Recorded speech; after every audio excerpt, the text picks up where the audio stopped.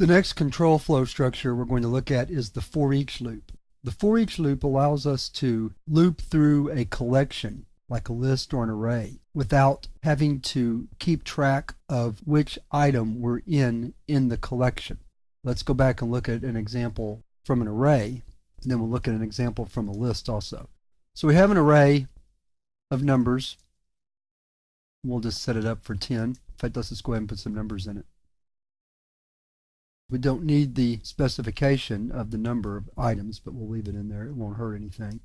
And then to do this with a regular for loop, we'd have to write for int I, or some loop control variable, equals 0. I less than numbers dot length plus plus I. Console write numbers sub I plus a space, so that we'll have an organized output. And then we run this program, and there's our 10.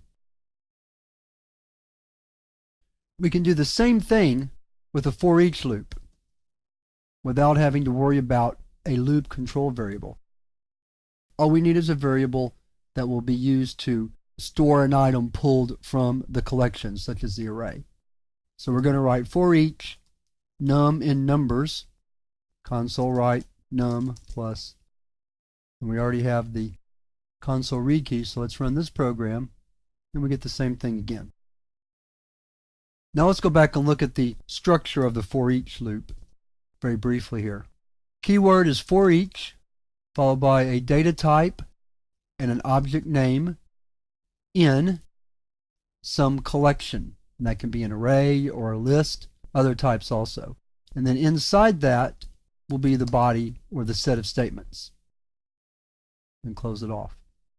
So that's how for each loops work.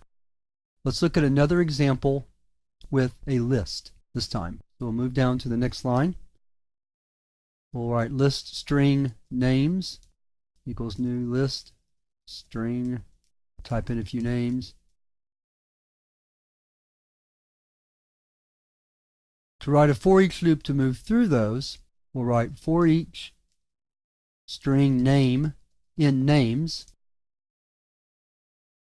We'll put these one on a line this time. Name. So let's run the program. And there's our example. The key to a for each loop working is the idea that internally the compiler keeps something called an iterator that knows to begin at the beginning of a collection and work its way through item by item until it gets to the last element. So rather than have to keep track of the count or the length or any of those things, the for each loop does all of that internally using this idea of an iterator. So for situations where you don't know in advance how many items are in a collection, of course most of them have some sort of property to tell you, or more importantly, if you just want to do something to every item in the collection, regardless of how many items there are, then using a for each loop is easier than using a for loop. You're less prone to make mistakes, and it's just easier to work with in general. When you can use a for each loop, you should use one, as opposed to trying to loop through a collection with a for loop. So that's all for this brief introduction to for each loops. In the next lesson, we're going to look at some other uses of for each loops before we finish up this chapter.